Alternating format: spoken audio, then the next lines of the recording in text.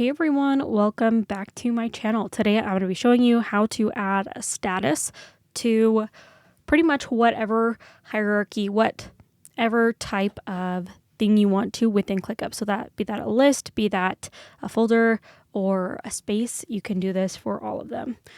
Just depending on which one you click. So if you wanted to go here, you can go into your list settings. We're currently in a folder. We could also do this in the space settings here. Let's go ahead and do it for the whole space. So we went to the three dots next to space, and then we could have this be, we have to do in progress. Let's have a blocked status. So let's say you have someone blocking you and you need the block to be undone, like you're blocked on completing a certain piece of the project, what have you.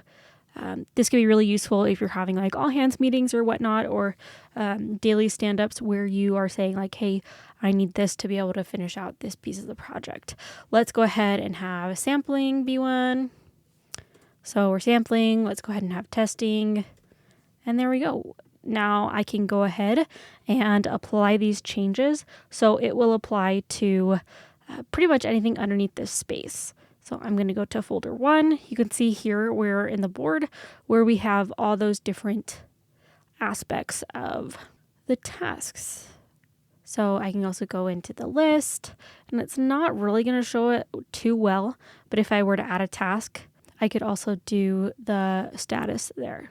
But that's just a quick how to add statuses in Clickup. Hope that you found this video helpful. If you did, be sure to give a like, subscribe. You can check out more Clickup tutorials in the description down below.